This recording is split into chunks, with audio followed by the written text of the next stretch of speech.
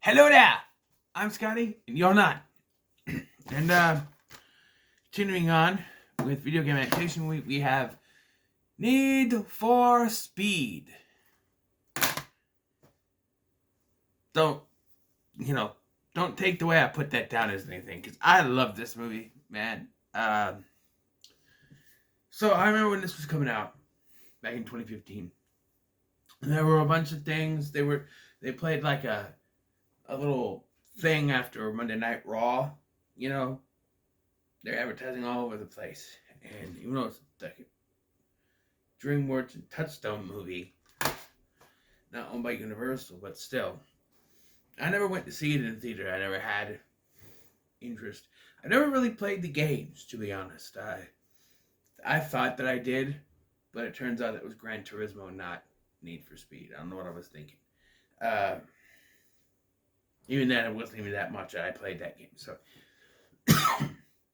and I don't think.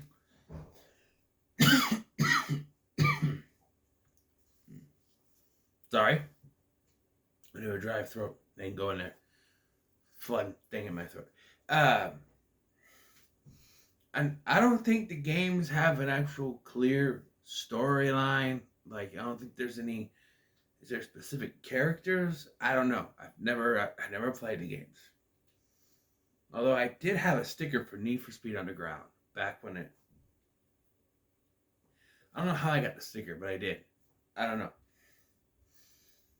So this movie stars Aaron Paul as Toby Marshall, a man who is wrongfully convicted for a crime he did not commit. And so he gets out 2 years later and is on a mission to go after the guy who did commit the murder and get his revenge and win this race called the De Leon. So, yeah, I love this movie.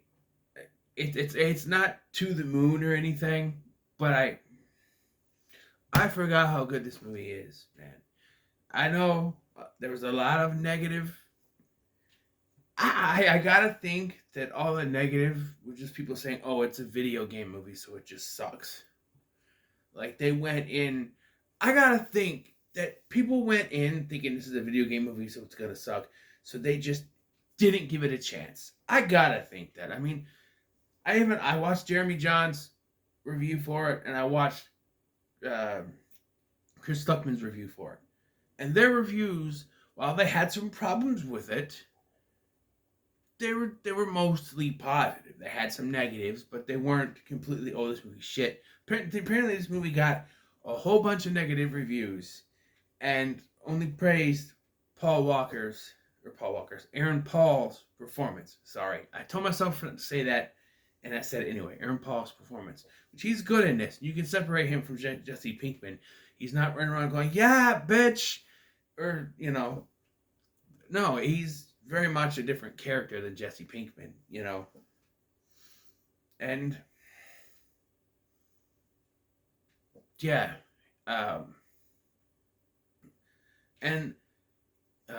like, I think according to Wikipedia, like, people were criticizing the car scenes. Why? There's some of the best car chases, car jumps, car stunts that I've seen in a movie. All practical. The director wanted to do it they're all practical. Nowadays everything is CGI. This is practical. This all done very well. Yes, it gets a little redundant, a little repetitive when you just keep, the chases and stuff. They do change it up here and there by having, Imogen Poots' character drive for a little bit and do a thing with a cliff and a helicopter that's really cool. I liked all the side characters in this. That was one of the criticisms that one of them had. I think I think it was Chris that went. I don't know. I liked all the side characters. Although I do want to agree with Chris Stuckman. I think it was Chris Stuckman. It was one of them that said that there's a part in this movie where they go to pick up a character like in the middle of the movie and because they need to fix the car because it moves a certain way when it turns out, but they never fix it. And I didn't think of that until he said something. I'm like, yeah, he's right. But I think that's mostly because he doesn't get a chance to fix it. The cops are chasing him the entire time. By the time they get to where they're supposed to be going, the car is destroyed. So it's not really like, I mean, it was more of a plot to get him to come with them, but like they never really got to do it because the car was destroyed, so they didn't really have a chance. So I can't really fault them on that. It's just to get the group back together again. But I look at this cast. You have Jesse Pinkman, Aaron Paul, Dominic Cooper plays Dino Bambino, according to Michael Keaton's character Monarch. And as Michael Keaton is Monarch, he's kind of this voice from this radio show. He's mysterious. No one knows much. They don't tell us much. There's another criticism I've heard is that, oh, Michael Keaton is in this movie. It's a waste. I think he does a good job. Okay? Yes, he doesn't do much, but for what he gives a good performance. Imogen Poots plays Julia, who is along for the ride because the guy who owns the Mustang that they're driving didn't want Toby to take it by himself. You have Leo from Transformers: Revenge of the Fallen. You have Kid Cudi in this, and he's one of my favorite characters. He shows up. He's in planes. You don't know where he got him from, planes, helicopters, whatever, but he shows up. Call me Maverick. Top Gun reference, of course. They call him Liar 1 because they don't believe he can fly a military helicopter, and he does it, then spends the rest of the movie in jail. Military prison for doing the military jail, whatever. Rami Malek is in this, and you, for the ladies out there, get to see his ass, where he quits his job, and he takes all his clothes off and walks around naked, and they're like, what do you gotta do that for? He's like, so I couldn't come back. So he did it to make sure he got fired and couldn't go back. Okay, getting naked is probably a little too much, but you know. He's the one they pick up and say they need to fix the car. Dakota Johnson is in this, playing Anita, an ex-love interest for Toby. And the thing with her character is that I thought, so I haven't watched this since I got it. I bought it, watched it once, maybe twice. Didn't watch it again. I do that sometimes with the movies. Not that they're not good, it's just, you know, oh, that was good, and then I have a lot of movies. So, you know. So I kind of forgot about Imogen Poots' character, even though I knew she was in the movie.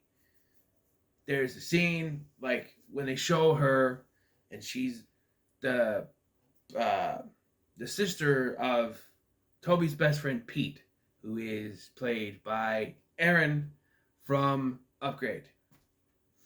And she's introduced, like, oh, you're supposed to see that, oh, they used to be together, and now she's with Dino Bambino, which I'm going to call him that because that's what Michael Keaton calls him. And they're engaged or whatever, and I'm like, oh, this is going to be the typical, you know, even the first time I saw this, I'm like, this would be the typical, she's with him, but something happens, and then she's going to find out her fiance is not who she thought he was, and she's going to go back to him. No. Well, yeah, but no, at the same time, she does find out that her fiance is not who she thought he was, and then she leaves him, but not for Toby, because by this point, Imogen Poots' character, Julia, is the love interest for Toby. Kind of, I don't know, it's really weird how they put that in there. Maybe it does avert your expectations, because you see this and you think, oh, she's the love interest, because that used to be a thing, and she's with the bad guy, you know. No. Imogen Poots comes along and steals the show, basically. I like her in this, too.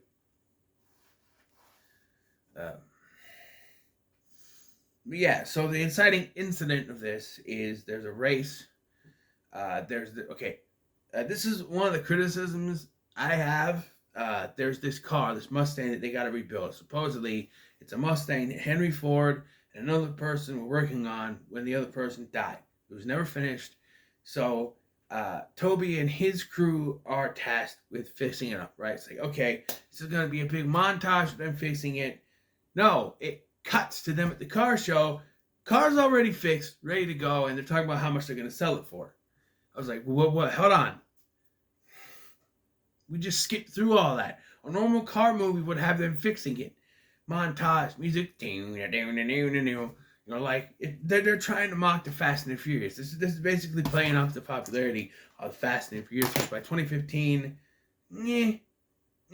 what 2015? Let's see, we had Fast 5 in 2011, and then Fast and Furious 6 was in 2013, right? And right, and so 15, we didn't get no 12, 13, 13. Paul Walker died, but they were filming. Died in December of 13. They were filming 7. He got pushed to 2015. So Furious 7 would have come out the same year. They were playing up that popularity. And I would say that Furious 7 is where that franchise peaked. As far. And then after that, it just became like 8. And then Hobbs and Shaw. And then 9. Just sort of. 9, if 7 is where it peaked, 9 literally blew it into outer space. I'm just saying. But this movie is playing on that. But it feels like one of the earlier Fast and the Furious movies where, street racing and stuff like that. It's not like a heist movie or anything or spy film or something. It's very much like the early Fast and Furious movies, And I kind of like that. I'm a big fan of the first two. Fast 5 is still my favorite, probably. But this kind of fits in that niche of those kind of movies. So there's this race. They had the car, right? And here's the thing. So when Dino Bambino comes to them and says, "You fix this car, I'm gonna sell it for $2 million. I'll give you a quarter of that," which means $500,000. So yeah, but then when he goes to sell it, he goes, "I'll sell it for $3 million." I'm like, wait a minute. You said you just told them it was $2 million, and they're gonna get $500,000. You want to sell it for $3 million? That's fine, but you're gonna have to pay them double, or you have to pay them a quarter of $3 million, not $2, which I can't do in my head right now. So, but then they're like, 2.7, and they still get 500,000. Don't you need to even it out a little bit? You're like, Toby talks him into 2.7, which is lower than what he wants, even though he said it was going to be $2 million. It's $2.7 million. And so they decided to do this race with 3 illegal European cars. Gilzigs, whatever they are. And Pete decides he's going to race too. But during the race, Dino Bambino comes up, taps him in the back. Pete goes flying. And for a second, it looks like Dino Bambino is going to stop, but he pushes forward to win the race. But Toby gets arrested because apparently Dino was so fast, he got the hell out of there, and no one believed Toby that there was a third car. Here's the thing. There's this little thing called tire tracks, and I'm pretty sure if the cops, brought in the CSI to look, he would see 3 different sets of tracks. So it wouldn't be so cut and dry as, we didn't see a third car, you're under arrest, you're going to jail. It wouldn't be so cut and dry. In the real world, they'd look and they'd see there's 3 sets of tracks. He doesn't just disappear and put it in a warehouse like in real life. It wouldn't go that way. There's no way it'd be like that. Because movie cops are supposed to be cut and dry because of plot purposes, where in the real world, they would actually do their jobs and check for tracks. They would actually look around, not just, no, we didn't see a third car. It's you. You did it. He serves 2 years in prison for this. Manslaughter?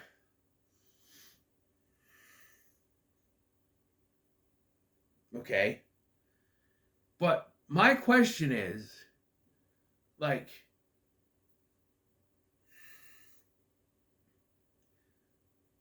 Why did he still go to jail, though? It seems like it was a race where Pete died, but they can't prove that he tapped him and knocked him down. And would they examine Pete's car? Wouldn't they find like paint from the other car? It feels like that these cops didn't do their job. It's movie cop logic. We think we have our man, so it must be our man.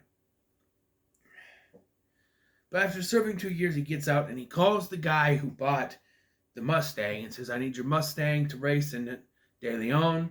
For some reason, he agrees. I don't know the logic. My logic is that no one but the cops truly believes that he did it. Otherwise, like one of the reviews I watched was criticized. Why would they let him drive that if he's a convict? Well, he's going with. They do send Julia with him, which there's no like wraparound scenes, but I'm pretty sure that guy's probably pissed his car got exploded. But I would be more happy that Julia's still alive, to be honest. But yeah, then we got to get the other gang together, right? So you have Benny, who's played by Kid Cudi, who is Maverick, the Flyer, and we have Leo from Transformers: Revenge of the Fallen. I don't remember his character's name. He's the head mechanic guy. And then you have Rami Malek, who's the guy who gets naked.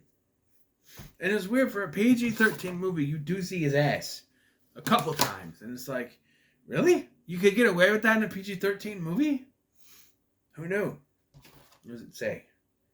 For sequences of reckless street racing, disturbing crash scenes, nudity, and crude language. Now, I know back at age you could put nudity in a PG movie, for God's sake, but I guess it's just a couple ass shots. It's not like explicit. Another criticism. So they're on the road. They meet this state trooper, and they decide to do this pull-out race thing, which gets the cops on their trail. Now, he's already in trouble for probation problems. But first of all, like, this trooper just comes up and goes, "Is this your car?" Like, first of all, do you have the right to say that? Like, that's profiling, right? You see someone, like that's profiling, right? The cop comes up and sees a guy with a scruffy beard, scruffy face, shoveled hair, kind of wearing regular street clothes, in a nice car, and thinks he stole it. That's profiling, right? To come up, it should be illegal for a cop to walk up and go, "Is that your car?" That's profiling. So he goes, is that your car?" And he's like, "Nah, you're kidding me. I couldn't afford this." Why did he do that? He could have just went, "No, it's not my car, but I'm borrowing it from the owner. She's proof. They're allowing me to drive it." And that's that. But if they did that, we wouldn't have the street racing. But wait, at the end of this, he gets arrested for illegal street racing. Shouldn't it be reckless driving? Because technically he wasn't street racing through the whole movie. That would be reckless driving. As far as I know, the De Leon is legal, so he can't get arrested for that. Or all the other drivers that got knocked out would also be getting arrested, and we don't see that. And the De Leon is advertised, so it can't be illegal. Right? It should have been reckless driving. Illegal street racing makes no sense to me. So he's driving. And so my problem comes that they stop at a gas station. Like, at one point they just keep driving, and they have Rami Malek come in and fill it while they're still going. And then they stop at a gas station closer to the end of the movie. And there, a state trooper shows up. It's the same state trooper from earlier, and he sees Imogen Poots, or Julia, and she does like a southern accent. But he knows it's her. But what are the fucking odds that it would still be the same state trooper? Are they even in the same state? It's the same cop. What are the odds? I mean, it makes no sense that it would be him. But he knows it's them. but still. And by this point, Dino Bambino has put out a bounty on them to make sure that they can't. He's put his Lamborghini up uh, to make sure that he doesn't get to the race, which is also illegal, but I don't know. It does lead to the scene where they have to jump off a cliff while Benny has attached cables from the helicopter to fly them out to the others, and then he gets arrested and he's in jail for the rest of the movie. And I haven't seen this in a few years. And so when the car starts getting busted up by these people trying to collect money, I'm like, oh, this is where we're gonna get a repair scene. Nope, car blows up because they. So the cops are after Toby, right? And he gets to where the De Leon's gonna be. He gets to the town, and he just sort of walks up to Dino Bambino. It's like, I'm doing this for Pete. You're gonna go to jail. I'm gonna prove that you did it. And just able to walk in there, and they're like, oh, we're gonna check you into a hotel. And I'm like, wait, what? You're just gonna check into a hotel? The cops are after him. They know his face. They know your face. And you think you're just gonna stroll into a hotel? And he can just walk around? Why haven't they? The cops should have made him as soon as he got into town. He should have been even able to get close to Dino Bambino. The cops would have shown up and arrested him. It just doesn't make any sense how he can just walk around. Also, there's a subplot where Anita, Pete's sister, finds out the truth that it was Dino's car, the third car. There was a third car. And do we need to another criticism? So, the Mustang gets totaled. Julia's in the hospital, and Toby decides to contact Anita. Anita says that she left, that she's leaving Dino Bambino. And that he says, I need a car. And so she tells him where the third car is. Dino's red car that he drove in the race. And so they decide to kind of fix that up and use that. You're already on the run from the cops. And you are going to arrive in the car that killed Pete. Now, I know the whole point is proving there was a third car. But here's the thing. It's still the car that killed Pete. And they can prove that it's the car that killed Pete. And they can prove that it's registered to Dino. But your fingerprints are now in it. It's registered to Dino, but how do we know you didn't steal it from Dino before? Dino took it back. Who knows? The cops in this place, with the cops in these movies, they would arrest him anyway, and they do. We get the race, and I will say that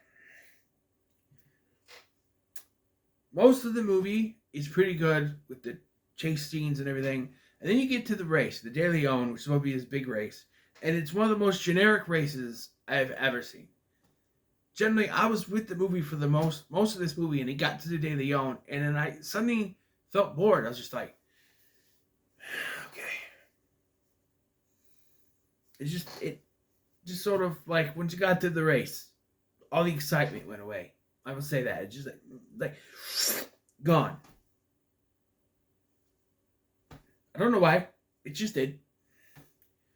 And, but yeah, he wins the De Leon because of course he does. Dino gets arrested. Well, first of all, Dino tries to do the thing again, and he moves and ends up going off to the side. But, like, he's just about to come up. He stops. He goes back. He rescues Dino from the car before it explodes because he's got to go to jail, right? Then he drives all the way to the finish line to the lighthouse, which is what Pete saw in his vision, apparently. And you get him crying. And this is my biggest criticism. I don't think he should have gotten arrested. I know he illegally drove like a maniac for the entire film, but the whole point is to prove that he's innocent of the murder. He does that. I think that within the context of this, they should look the other way. They should look the other way. I think the cops should arrest Dino and say, hey, we know you did all this stuff, but you proved your innocence. We're going to extend your probation. We're going to give you an extended probation. We're going to make you pay fines or something like that.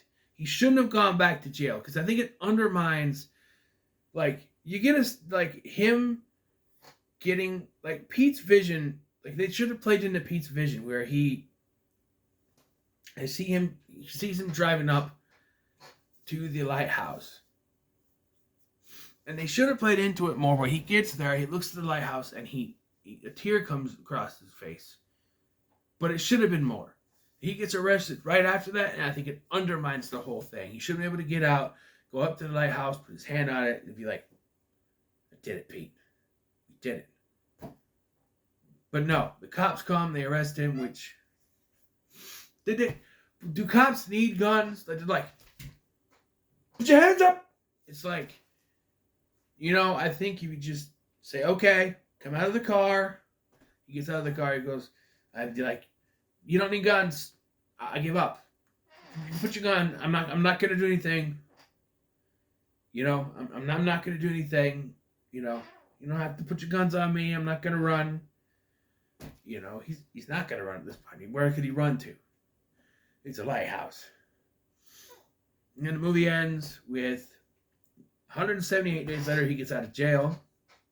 So it's a shorter sentence than the 2 years. And then they gotta go.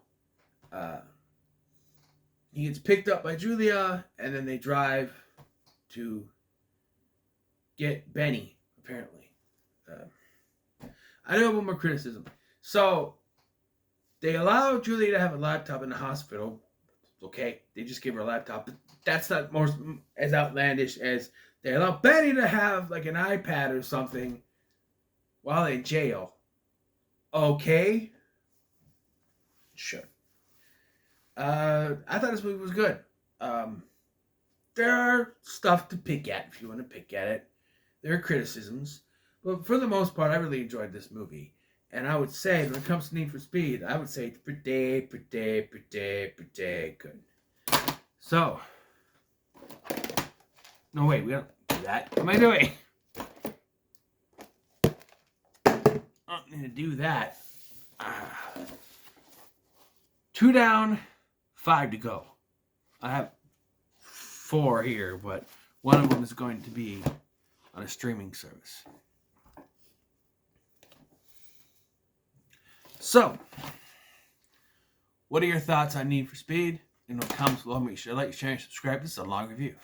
Thank you for watching. I've been Scotty, and I'll see you in the next one. Batch!